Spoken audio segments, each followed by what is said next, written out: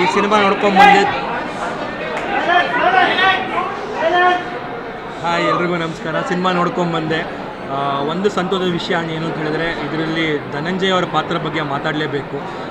ಧನಂಜಯ್ ಅವರು ಎಂಥ ವಿಭಿನ್ನ ಆ್ಯಕ್ಟರ್ ಅಂತ ಹೇಳೋದಕ್ಕೆ ಇದರಲ್ಲಿ ನನಗೆ ಖುಷಿ ಪಡುತ್ತೆ. ಅಂದರೆ ಅವರು ಒಂದು ನೆಗೆಟಿವ್ ರೋಲ್ ಆಗಲಿ, ಒಂದು ಪಾಸಿಟಿವ್ ರೋಲ್ ಆಗಲಿ, ಒಂದು ಕಾಮನ್ ಮ್ಯಾನ್ ರೋಲ್ ಆಗಲಿ, ಲಾಸ್ಟ್ ಟೈಮ್ ಒಬ್ಬ ಆಟೋ ಡ್ರೈವರ್ ಆಗಿದ್ದರು, ಈ ಟೈಮ್ ಒಂದು ಕ್ಯಾಬ್ ಡ್ರೈವರ್ ಆಗಿದ್ದಾರೆ.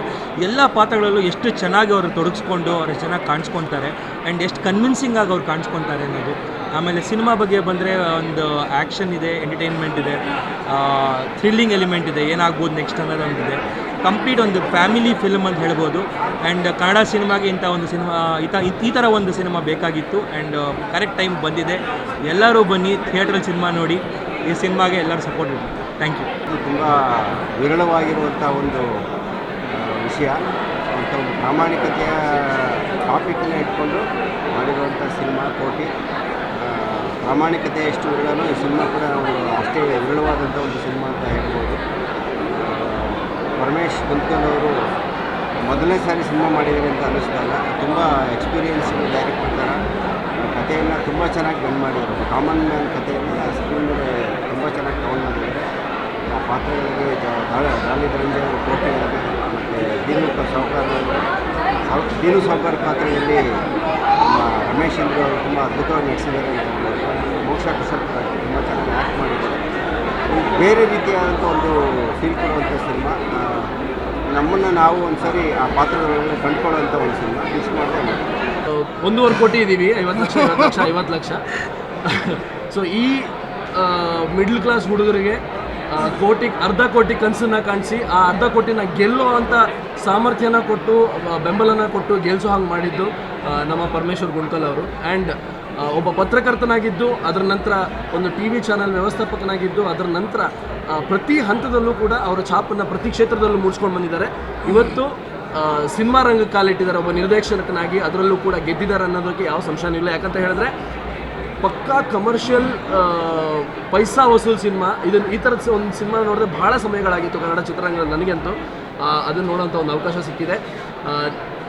ಇನ್ನೂ ₹150, ₹100, ₹250 ದುಡ್ಡು ಕೊಟ್ಟು ಟಿಕೆಟ್ ಕೊಟ್ಟು ಸಿನಿಮಾ ನೋಡ್ತೀರಾ. ಆ್ಯಂಡ್ ಬಡ್ಡಿ ಸಮೇತ ಕೋಟಿ ಸಿನಿಮಾ ನಿಮಗೆ ವಾಪಸ್ ಎಂಟರ್ಟೈನ್ಮೆಂಟ್ ಕೊಡುತ್ತೆ, ಡೌಟೇ ಇಲ್ಲ.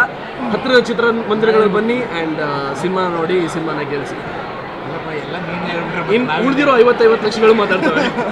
ಎಲ್ರಿಗೂ ನಮಸ್ಕಾರ. ಮೊದಲನೇದಾಗಿ ಪರಮೇಶ್ವರು ಒಂದು ಒಳ್ಳೆ ಸಿನಿಮಾ ಮಾಡಿದ್ದಾರೆ. ಮಿಡ್ ಕ್ಲಾಸ್ ಲೈಫಲ್ಲಿ ಸಂದರ್ಭಗಳು ಯಾವ ಥರ ಆಟ ಆಡ್ತವೆ, ಕೊನೆಯಲ್ಲಿ ಯಾವ ಕಾಲಘಟ್ಟಕ್ಕೆ ತಲುಪುತ್ತೆ, ಅದಕ್ಕೋಸ್ಕರ ಎಷ್ಟೆಲ್ಲ ಪ್ರಯತ್ನ ಪಡ್ತಾರೆ ಅಂತ ಸೂಪರಾಗಿ ಮಾಡಿದ್ದಾರೆ. ದಯವಿಟ್ಟು ಬಂದು ಸಿನಿಮಾ ನೋಡಿ ಸಪೋರ್ಟ್ ಮಾಡಿ. ಇನ್ನು ಡಾಲಿ ಅಣ್ಣನ ಬಗ್ಗೆ ಹೇಳಬೇಕಾಗಿಲ್ಲ, ಅದೊಂದು ಕಲಾವಿದರಿದ್ದಾರೆ, ಎಲ್ಲ ಅದ್ಭುತವಾಗಿ ಮಾಡಿದ್ದಾರೆ. ಆಗಲೇ ಶೈನಣ್ಣ ಹೇಳ್ತಾಯಿದ್ರು, ಅಂದರೆ 50 ಲಕ್ಷ ಆದರೆ ಎಷ್ಟು ಕನಸಿಟ್ಕೊಂಡು 4 ತಿಂಗಳು 3 ತಿಂಗಳು ಬಿಗ್ ಬಾಸಲ್ಲಿ ಹೋಗಿ ಗೆದ್ದಾಗ ಅದ್ರ ಆ 50 ಲಕ್ಷ ಬಿಡಿ, ಅದನ್ನು ಗೆಲ್ಲೋದಕ್ಕೆ ಎಷ್ಟು ವರ್ಷಗಳ ಎಷ್ಟು ಹೌದು ಕನಸೇ ಇರ್ತದೆ. ಬಟ್ 1 ಕೋಟಿ ಸೂಪರಾಗಿದೆ ಕೋಟಿ ಸಿನಿಮಾ. ದಯವಿಟ್ಟು ನೋಡಿ ಸಪೋರ್ಟ್ ಮಾಡಿ. ಇನ್ನು ಮಿಕ್ಕಿದ 50 ಲಕ್ಷ ಹೊಸ ನೋಟು ಬರೀತಾರೆ. ಇದು ಪ್ರೀ ಕೋವಿಡ್, ಪೋಸ್ಟ್ ಕೋವಿಡ್ ಮಾತಾಡಿ. ಸೊ ಕೋಟಿ ಒಂದು ಭಾಳ ಉತ್ತಮವಾದಂಥ ಸಿನಿಮಾ. ಒಬ್ಬ ಮಿಡ್ಲ್ ಕ್ಲಾಸ್ ಹುಡುಗ ಅವನ ಜೀವನದಲ್ಲಿ ಏನೇನೆಲ್ಲ ಕಷ್ಟಗಳನ್ನ ಅನುಭವಿಸ್ಬೋದು, ಏನೆಲ್ಲ ಕಷ್ಟಗಳನ್ನು ನೋಡಿರ್ಬೋದು ಅನ್ನೋದನ್ನು ಈ ಕಥೆಯಲ್ಲಿ ಭಾಳ ಸುಂದರವಾಗಿ ಹೇಳಿದ್ದಾರೆ ಪರಮ್ ಸರ್ ಅವರು. ನಾವೆಲ್ಲರೂ 1 ಕೋಟಿ ಅನ್ನೋದು ನಾನು ಆ್ಯಕ್ಚುಲಿ ನೋಡಿಲ್ಲ ನನ್ನ ಲೈಫಲ್ಲಿ. ಬಟ್ ಆ ಪಾತ್ರದ ಹೆಸರು ಕೋಟಿ ಅಂತಿದೆಯಲ್ಲ, ಅದಕ್ಕೆ ಒಂದು ಅರ್ಥ ಇದೆ. ಅವನು ಯಾಕೆ ಕೋಟಿ ಕೋಟಿ ಕೋಟಿ ಅಂತ ಇರ್ತಾರೆ ಅಂತ ಅಂದರೆ, ನಮ್ಮೆಲ್ಲರ ಜೀವನದಲ್ಲೂ ಸಾಹುಕಾರ ಅನ್ನೋ ಒಂದು ಕ್ಯಾರೆಕ್ಟರ್ ಯಾವಾಗಲೂ ಒಂದ್ಸಲಿ ಬಂದು ಹೋಗಿರ್ತಾರೆ. ಯಾವಾಗಲೂ ಒಂದ್ಸಲಿ ನಮ್ಮ ಜೀವನದಲ್ಲಿ ಏನೋ ಒಂದು ಕಷ್ಟ ಕೊಟ್ಟಿರ್ತಾರೆ. ಆ ಕಷ್ಟಕ್ಕೆ ಇವನು ಯಾವ ರೀತಿ ಸ್ಪಂದಿಸ್ಬೋದು, ಮುಂದೆ ಯಾವ ರೀತಿ ಅವನು ಸೇಡ್ ತೀರಿಸ್ಕೋಬೋದು ಅನ್ನೋದು ಒಂದು ಈ ಕಥೆ ಇದೆ. ಆ್ಯಂಡ್ ಪ್ರತಿಯೊಬ್ಬರ ನಟನೆ ತುಂಬ ಚೆನ್ನಾಗಿದೆ. ನನಗೆ ಡಾಲಿ ಅವರು ಅವರ ಪಾತ್ರದಲ್ಲಿ ಭಾಳ ಸುಂದರವಾಗಿ ಪರಕಾಯ ಪ್ರವೇಶ ಮಾಡಿ ಅನುಭವಿಸಿ ಆ್ಯಕ್ಟ್ ಮಾಡಿದ್ದಾರೆ. ಆ್ಯಂಡ್ ನನಗೆ ಪರ್ಸ್ನಲಿ ರಮೇಶ್ ಚಂದ್ರ ಸರ್ ಅವರ ದೊಡ್ಡ ಫ್ಯಾನ್ ನಾನು. ಸೊ ರಂಗಾಯಣ ರಘು ಸರ್, ಕಾರಮ್ಮನಲ್ಲಿ ನಾನು ಆ್ಯಕ್ಚುಲಿ ಅವ್ರಿಗೆ ನಾನು ಹೇಳಿದ್ದೆ, ನನ್ನ ಅಮ್ಮನ ನೋಡ್ತೀನಿ ನಿಮ್ಮಲ್ಲಿ, ಯಾಕಂದರೆ ಇಬ್ಬರು ತುಂಬ ರಿಸನಬಲ್ ಆಗ್ತಾರೆ ಅಂತ.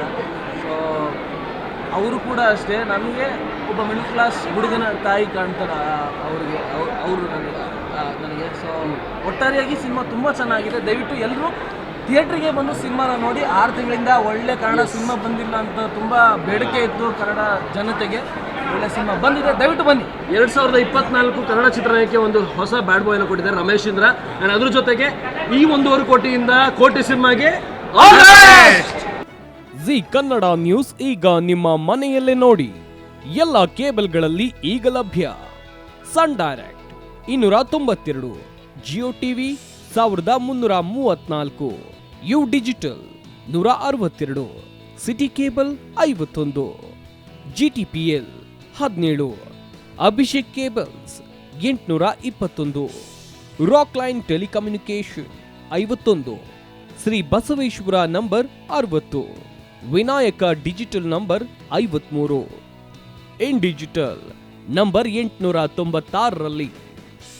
ನಿಮ್ಮಿಸ್ತದ ಜಿ ಕನ್ನಡ ನ್ಯೂಸ್ ನೋಡಿ ಆನಂದಿಸಿ.